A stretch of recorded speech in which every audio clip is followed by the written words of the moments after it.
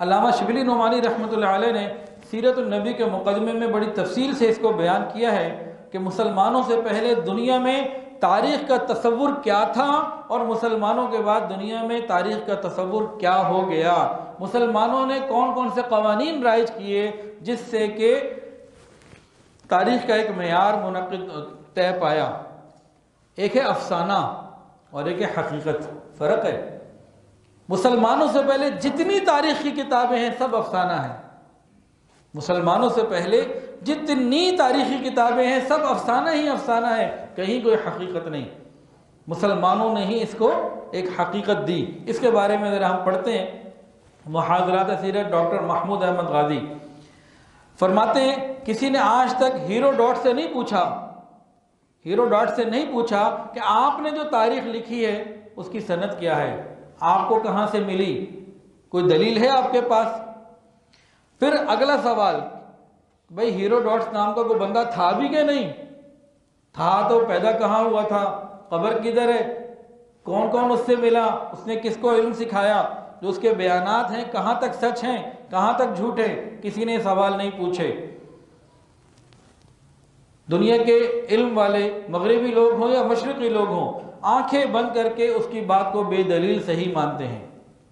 آج کے مغرب زدہ مسلمان شاید قرآن کو اتنا نہیں مانتے جتنا اہل مغرب ہیروڈوٹس کو مانتے۔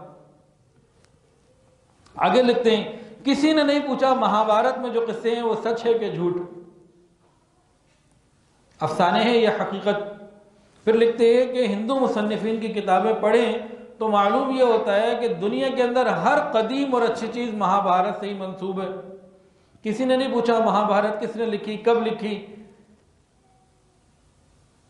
کیوں لکھی، کیا وجوہات تھی، کسی کے پاس کوئی معلومات نہیں۔ آگے لکھتے ہیں کہ افلاطون اور ارسطو کی تحریروں کو اس کو بھی ثابت کرنا بڑا ہی مشکل۔ یہ ایک حقیقت ہے کہ علم سیرت اور علم حدیث نے ہی دنیا کو پہلی بار علم تاریخ کے اصولوں سے روشناس کروایا۔ اچھا، یہ سوالات صرف مسلمانوں سے ہی کیوں ہوتے ہیں، ان کتابوں کے لیے کیوں نہیں ہوتے؟ اس کا ایک ہی جواب ہے کہ مغربی مصنفین مسلمانوں کے لیے تعصب دلوں میں رکھتے ہیں، اور اس کا کوئی جواب نہیں کہ مسلمانوں کے لیے تعصب رکھتے ہیں، حقیقت کو چھپاتے ہیں۔ جبکہ حقیقت کیا ہے کہ علم سیرت نے ہی افسانے کو اور حقیقت کو الگ کرنا سکھایا۔ حدیث جنہوں نے لکھی نا، بڑے بڑے محدثین، انہوں نے ہی تاریخ کی ابتدا کی۔ علم تاریخ کی ابتدا جو مستند ترین ہے وہ کس نے ابتدا کی پوری دنیا میں؟ محدثین نے کی۔ امام بخاری رحمۃ اللہ نے تاریخ کبیر لکھی، امام ترمذی رحمۃ اللہ علیہ جن کی ترمذی شریف جو ہے صحاح ستہ میں، انہوں نے تاریخ کے اوپر کتاب لکھی، ابن کثیر نے سیرت پہ لکھا، اور اس کے علاوہ ابن جریر طبری رحمۃ اللہ علیہ جو محدث بھی ہیں مفسر بھی ہیں، انہوں نے بھی تاریخ کے اوپر ایک کتاب لکھی۔ اور قرآن مجید اس نے ایک نیا رنگ دیا۔ اگر قرآن مجید نہ ہوتا، اسلام نہ ہوتا، تو پچھلی امتوں کا تذکرہ، جیسے کہ آج مغرب کے اندر خود اہل مغرب کہتے ہیں کہ موسیٰ علیہ السلام اور عیسیٰ علیہ السلام کی کوئی شخصیت تھی کہ نہیں، کیوں کہ ان کے وہاں معمولات ہیں ہی نہیں، معلومات ہیں ہی نہیں، ہیں تو انتہائی غیر مستند ہیں۔ تو وہاں یہ خیال بھی طبقے میں پیدا ہو چکا ہے بعض طبقات میں کہ بھئی وہ شخصیت کوئی تھی بھی کہ نہیں۔ تو اہل مغرب کو مسلمانوں کا قرآن مجید کا شکر گزار ہونا چاہیے کہ جس نے حضرت موسیٰ علیہ السلام اور عیسیٰ علیہ السلام کا ذکر کر کے بتا دیا کہ ہاں واقعی موجود تھے، اور مسلمانوں کی اطلاعات کو اور خبر کو کوئی چیلنج نہیں کر سکتا، ایک ایک حرف صحیح اور صحیح رخ پر ہے۔ قرآن مجید نے قوموں کے عروج و زوال کو اپنا موضوع بنایا کہ قومیں کیوں عروج پر گئیں، کیوں نیچے آئیں، انسانوں کو ترقی کیوں ملتی ہے اور کیوں نہیں ملتی۔ یہ ساری باتیں قرآن حکیم نے سب سے پہلے مورخین کے سامنے رکھیں۔ یہ کہنا بالکل غلط نہ ہوگا کہ دراصل مدون اور مستند تاریخ کا آغاز حضور صلی اللہ علیہ وسلم کی سیرت سے ہی ہوا۔